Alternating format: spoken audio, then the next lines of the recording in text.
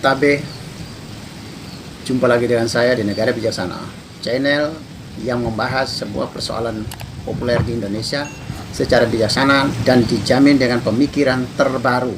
Berkata kasus Gus Miftah yang goblok kepada penjual es teh di Magelang, Jawa Tengah telah menghebohkan jagat Indonesia, bahkan di mancanegara. Seperti yang terakhir itu kita tahu bahwa di Malaysia itu seorang Perdana Menteri Malaysia Mahathir Mohamad sudah menanggapi juga, dan dia bicara di depan publik Malaysia mungkin dalam suasana kenegaraan. Tapi intinya bahwa Perdana Menteri Malaysia sampai berbicara di depan publiknya Malaysia juga. Dan di Manchester United, Inggris, klub sepak bola ternama di dunia ini, juga sempat mereka mengangkat piala sepak bola kemenangan mereka baru-baru ini dengan menyatakan piala penting dan es teh penting juga, dengan mereka menjunjung piala di atas kepala mereka. Jadi itu menunjukkan bahwa masalah di Indonesia, di Magelang, antara Gus Miftah dengan Bapak Son Haji telah menjadi heboh di jagat maya Indonesia dan mancanegara. Pertanyaannya, apa yang bisa kita ambil hikmah dari kasus ini? Yaitu kasus ketika pengajian di sebuah lapangan di Magelang, Jawa Tengah, di mana penceramahnya adalah Gus Miftah, ini penceramah agama ya, Islam ya. Dan di dalam ceramah itu dihadiri oleh massa umat jemaah. Lewatlah Bapak Son Haji dengan jualannya es teh dan air mineral di atas kepalanya, dia junjung. Dan saat itu Gus Miftah bertanya apakah es tehnya masih ada, bertanya dalam bahasa Jawa ya. Terus dijawab, ya masih ada. Dia mengatakan, ya jualan sana. Artinya ke sana, jualan ya ke sana. Ditutup dengan kata goblok gitu ya. Maaf ya, kata ini terpaksa saya ulangi. Bukan kata saya, tapi saya meniru kata Gus Miftah. Itu terjadi, kalau tidak salah itu saya lihat di media, itu terjadi di tanggal pengajian itu di tanggal 20 November. Lalu di tanggal 3 atau 4 Desember baru terjadi viral. Lalu masyarakat jagat maya mengumpat, mengutuk, menyampaikan rasa kecewa, marah kepada Gus Miftah. Akhirnya besoknya Gus Miftah ke Magelang, bertemu Bapak Son Haji dan meminta maaf baik kepada Bapak Son Haji maupun kepada publik Indonesia atau publik jagat maya atas ucapan dia. Dan mereka berdua sangat menikmati perjumpaan yang sangat berhikmat, yang sangat penuh kekeluargaan, penuh persaudaraan. Tetapi dunia maya tetap riuh mengutuk Gus Miftah. Lalu berjalanlah, mengalirlah terus ke depan sampai dengan yang posisi terakhir tadi malam atau kemarin sore, Gus Miftah menyiarkan sikap terakhir beliau.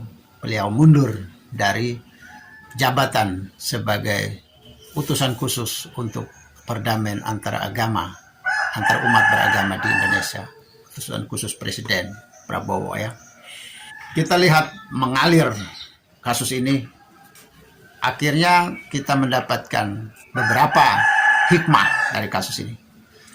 Beberapa pelajaran penting yang sudah ditunjukkan oleh Gus Miftah dan Bapak Son Haji, kita ditunjukkan oleh beliau berdua.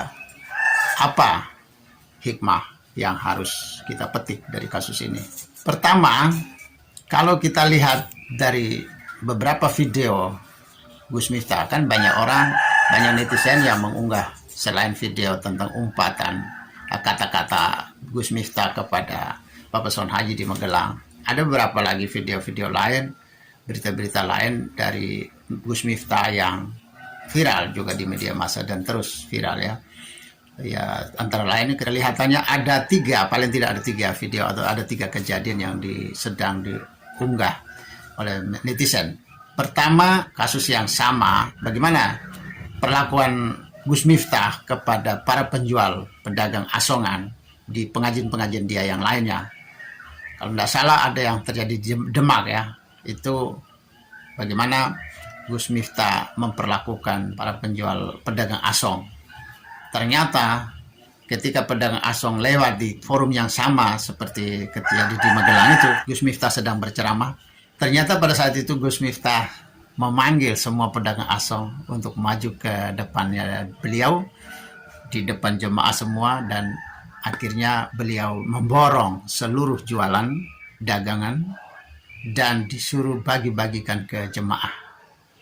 Ini pemandangan yang sangat berbeda dengan kejadian di Magelang. Jadi kalau kita lihat time series dari waktu ke waktu perlakuan Gus Miftah terhadap kasus yang sama di waktu yang berbeda-beda, ternyata kita bisa melihat secara time series seperti apa kepribadian Gus Miftah kepada para pedagang asongan atau kepada orang-orang kecil.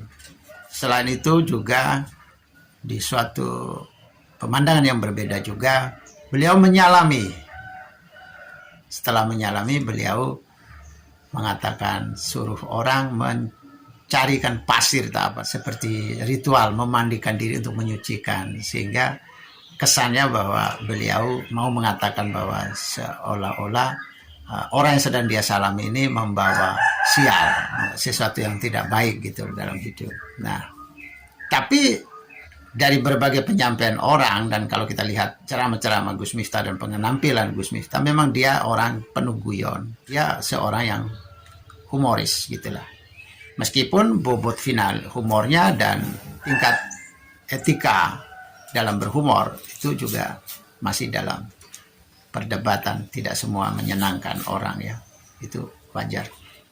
Berikut lagi, kasus lain lagi, dia dengan seorang dedengkot kebudayaan Indonesia, khususnya kebudayaan Jawa, seorang seniman panggung yang luar biasa, yang sangat diva ya, seniman Jawa. Dia adalah Bude Yati Pesek. Di atas panggung, Bude Yati berdialog dengan Gus Miftah, dan Gus Miftah menyeletuk ada 2 kata yang kurang menarik bagi publik, bagi telinga publik. Dan saya lihat juga ada video yang beredar juga tanggapan Yati Pesek di luar panggung ya, dan memberi penjelasan bagaimana reaksi dia pada saat di atas panggung mendapat perkataan Gus Miftah secara spontan. Yaitu beliau bilang dalam bahasa Jawa ya, saya tidak meniru dalam bahasa Jawa tapi saya terjemahkan langsung ya, karena bahasa Jawa saya kurang tepat, kurang bagus untuk diucapkan.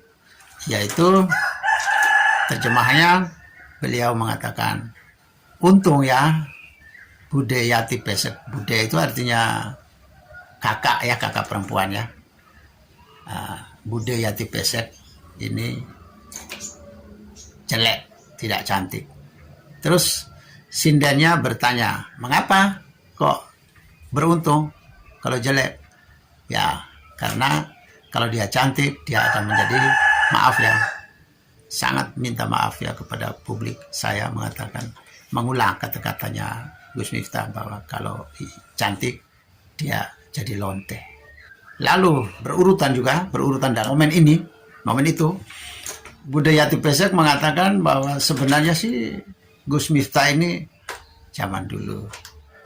Terus jawaban Gus Miftah, kalau aku dengan Bude Yati, sial, karena aku akan meminum, maaf, susu kadaluarsa. Ya, itu juga sangat kasar ya, sangat kasar ya. Kiasan ini diberikan kepada susu atau air susu dari seorang perempuan yang sudah berusia lanjut. Beredar juga video lain, suara Mbak Yati Pesek atau Bude Yati Pesek mau menjelaskan bahwa sebenarnya dia kaget dengan tampilan dialog Gus Miftah di atas panggung umum. Dia kaget, dia dikatain begitu. Dan katanya sampai anak-anaknya Budayati Pesek sempat tidak terima. Kayak tidak terima dengan perkataan Gus Miftah kepada ibu mereka di depan panggung, di panggung umum. Tapi Budayati melarang anak-anaknya untuk tidak perlu serahkan kepada Tuhan. Itu suara Budayati sendiri yang diedarkan oleh netizen.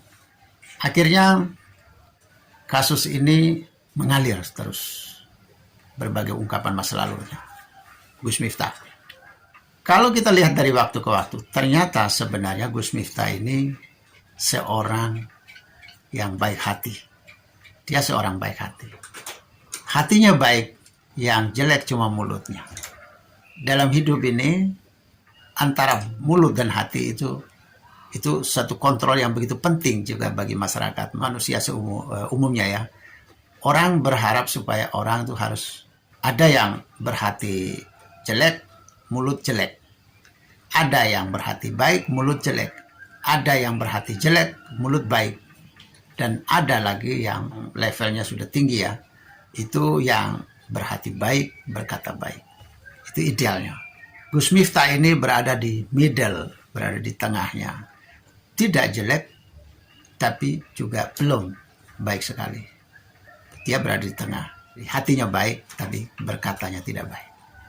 Kasus ini memberikan pelajaran bagi kita semua bahwa hendaknya kita berhati baik dan berkata baik. Yang berikut lagi kita lihat ketika video viral itu 2 minggu setelah kejadian itu viral dulu, baru ada reaksi berikutnya dari Gus Miftah untuk meminta maaf kepada Bapak Son Haji. Kasus ini menunjukkan bahwa sebenarnya seperti biasanya Gus Miftah itu merasa biasa-biasa saja dia membuang kata-kata seperti itu, sehingga dia tidak merasa itu salah karena itu sudah menjadi gayanya dia. Dia tidak sadar itu. Ternyata publik melihat ini sesuatu yang tidak layak dipertontonkan di depan publik, apalagi ini seorang kecil dan seorang yang lebih tua. Ketika viral, Gus Miftah baru ke rumahnya Bapak Son Haji meminta maaf. Minta maaf ini baik meskipun terlambat ya, tapi tetap baik daripada tidak sama sekali, daripada menganggap hal ini tidak bersalah. Inti yang kedua adalah sebaiknya manusia siapapun itu harus kalau bersalah jangan berkelit, tapi mengakui diri bersalah dan segera minta maaf. Yang berikut kita lihat pribadi Bapak Son Haji. Ketika diwawancara berbagai media, beliau mengatakan bahwa dia tidak masalah sejak awal, dia tidak mempermasalahkan perkataan Gus Miftah kepada dia. Meskipun dia mengatakan dia kecewa juga, tapi setelah itu dia menghapus kekecewaan itu dalam hatinya. Orang hebat ya Bapak Son Haji, meskipun dia terima sesuatu yang tidak bagus untuk dirinya, tapi dia begitu mudah melupakan. Ini hebat. Sebenarnya hampir semua manusia diharapkan seperti itu ya. Meskipun orang memperlakukan tidak baik, tapi tidak membalasnya dan melupakan. Jalani hidup normal saja. Karena bagi dia membalas sakit hati itu tidak ada gunanya, malah merusak kesehatan mental dan kesehatan fisiknya.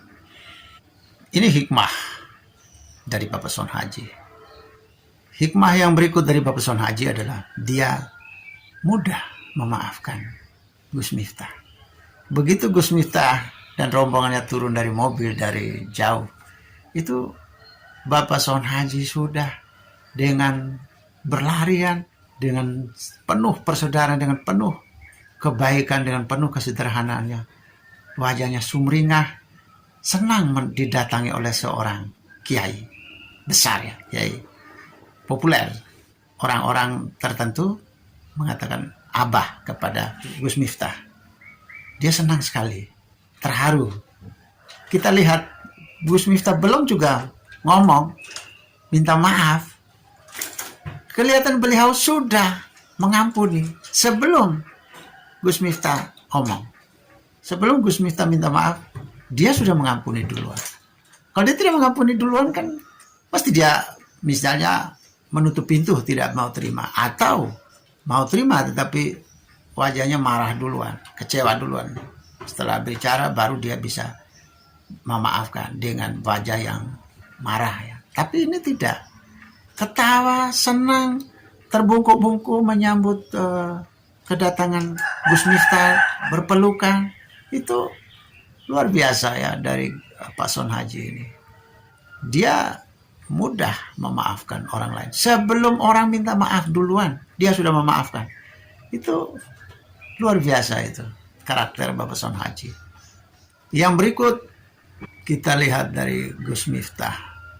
Setelah viral, dia menyambut Bapak Son Haji sebagai bagian dari hidup dia, yaitu dia membantu, ingin membagi akses, membagi jaringan, membagi peluang kepada Bapak Son Haji, yaitu dia mendaftar Bapak Son Haji sebagai anggota Banser NU. Dan yang berikut, Gus Miftah mau membiayai umroh ke Tanah Suci untuk Bapak Son Haji sekeluarga. Ini sebagai bentuk keseriusan penyesalan dari Gus Miftah. Dia berbuat nyata, kayak langsung memasukkan Bapak Son Haji sebagai bagian dari keluarga dia, bagian dari hidup Gus Miftah. Ini sesuatu pemandangan yang indah dan penuh humanistik ya, human interest cukup tinggi. Yang berikut lagi, akhirnya Gus Miftah sebagai pejabat publik, sebagai utusan khusus bidang perdamaian umat beragama di Indonesia, utusan khusus Presiden Republik Indonesia Prabowo Subianto, beliau menyatakan mundur. Ini sesuatu yang tidak pernah terjadi di Indonesia sebelumnya. Dalam dunia politik kita, dalam dunia birokrasi kita, bagaimana seorang Gus Miftah yakin dan dia akui dia bersalah, dia minta maaf kepada Bapak Son Haji dan kepada publik, dan dia mundur dari jabatan publik juga. Dia yakin sekali bahwa dengan demikian saya tidak layak lagi berada di depan publik, menjabat jabatan publik lagi. Mahal pemandangan yang ditampilkan oleh Gus Miftah yang terakhir. Saya katakan mahal karena itu belum pernah ada di Indonesia. Di Indonesia meskipun orang bersalah, ciri khasnya ya, satu berkelit, mencari alibinya ke sana kemari untuk menyatakan dirinya tidak bersalah, mau meyakinkan kepada publik bahwa dia tidak bersalah. Itu khas, kekhasan para pejabat publik di Indonesia selama ini, termasuk para politisi. Selalu berkelit. Yang kedua, mereka selalu menyerahkan keputusan yang memberi dilema kepada presiden. Ya, kita serahkan kepada hak prerogatif Bapak Presiden yang mengambil keputusan. Tuh, seolah-olah diri pejabat publik itu tidak punya prerogatif lagi. Sebelum prerogatif presiden, mereka sendiri sebagai pribadi punya prerogatif menentukan pilihannya. Saya mau jadi pejabat atau tidak. Presiden itu baru prerogatif kedua, setelah Anda mau. Setelah Anda mau, baru dia akan memilih Anda atau tidak. Atau memecat Anda atau tidak. Tapi terlebih dahulu hak Anda. Ini seolah-olah bahwa kalau Presiden sudah memilih saya atau tidak memilih saya, itu adalah prerogatif Presiden. Prerogatif saya tidak ada. Prerogatif pribadi tidak ada. Hak pribadi untuk memilih tidak ada. Tidak bisa. Siapapun pejabat publik yang sudah bersalah, berkelit, dan tetap menyerahkan ini kepada Presiden Republik Indonesia untuk menentukan dia diberhentikan atau tidak, itu artinya sebenarnya Anda sudah memperlihatkan pemandangannya bahwa aku sih gila juga sama jabatan, aku sih ingin juga di jabatan, Sebab kalau saya menganggap bahwa saya tidak perlu menyerahkan bola api ini kepada presiden. Saya yang mengambil keputusan seperti Gus Miftah. Ambil keputusan, saya mundur. Bukannya menyerahkan kepada presiden lagi.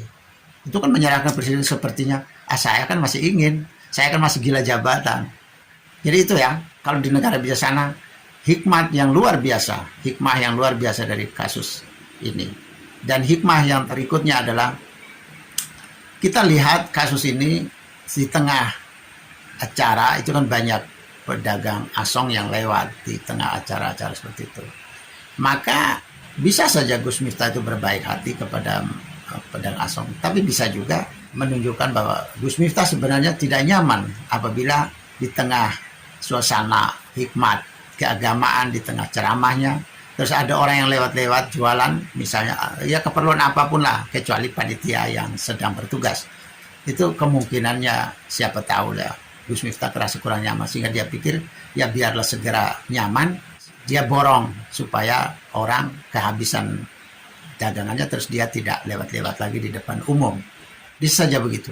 Nah, oleh karena itu panitia penyelenggara di berbagai pertemuan kita di Indonesia ini, tidak hanya dalam pertemuan keagamaan, apalagi di keagamaan ya, itu alangkah bagusnya panitia bisa memastikan bahwa di forum itu tidak ada orang yang tidak berkepentingan untuk lalu lalang. Itu hikmahnya ya. Hikmah untuk panitia-panitia penyelenggara di Indonesia. Harus memastikan yang boleh lewat dan lalu lalang adalah mereka-mereka yang berkepentingan. Semua pedagang kita berikan tempat mereka berada di luar arena doa, arena ceramah, arena apapun. Saya teringat ya dari Injil ya, kasus ini ya. Itu dulu di Bait Allah pernah banyak masyarakat yang berjualan di Bait Allah. Ya ada yang jual kambing, domba, ada yang jual ayam, burung, bermacam-macam jualan ya seperti pasar. Itu adalah Bait Allah. Datanglah Yesus, dia mengusir, dia marah. Dia mengusir orang-orang yang berjualan di Bait Allah. Dan dia mengobrak-abrik. Jadi hewan-hewan berlarian karena dia obrak-abrik semua kandang. Artinya bahwa di tempat-tempat yang berhikmat untuk keagamaan, untuk memuliakan Tuhan, itu memang kita harus berhikmat. Tidak boleh ada kegiatan lain di situ. Tetapi memang Yesus tidak berkata kasar, tapi Yesus hanya mengusir agar tidak boleh berjualan di Bait Allah. Hikmah yang berikutnya adalah, atau hikmah penutupnya adalah, saya menganjurkan bahwa tanggal 20 November, setiap tanggal 20 November adalah hari anti kata kasar. Hari anti berkata kasar. Setuju atau tidak setuju silakan beri komentar di bawah ini. Atau berapa hikmah yang harus kita ambil dari kasus ini, berapa menurut Anda, atau apa saja menurut Anda yang saya salah, ataupun Anda harus menambah berapa lagi. Terima kasih kepada Bapak Son Haji, terima kasih kepada Gus Miftah. Anda berdua telah menunjukkan kepada bangsa ini, kepada masyarakat dunia, bahwa seharusnya kita bersikap seperti ini. Ya, tidak berkata kasar di depan publik, mudah melupakan kata-kata hardikan orang atau cemoohan orang, siap mengakui diri salah dan minta maaf, siap juga memaafkan, dan kita mundur dari jabatan publik ketika kita sudah tidak layak depan publik lagi. Jangan berkelit dan nyatakan diri mundur. Dan berikut, kalau di negara bijaksana, kita harus tahu tempat di mana kita berfungsi. Selamat mengambil hikmah. Jika Anda setuju dengan saya, Anda seide dengan saya, berarti kita berada pada satu perjuangan yang sama, yaitu ingin melihat Indonesia menjadi lebih baik, Indonesia menjadi negara yang bijaksana yang kita impikan. Caranya adalah dengan Anda memberi dukungan dan berpartisipasi dalam channel ini. Subscribe di bawah channel ini, bunyikan lonceng di sampingnya untuk menunjukkan Anda berlangganan secara gratis, dan ada pemberitahuan setiap kali saya mengirim edisi baru. Dan jika Anda setuju dengan ide ini, jangan lupa bagikan ke semua relasi Anda. Terima kasih.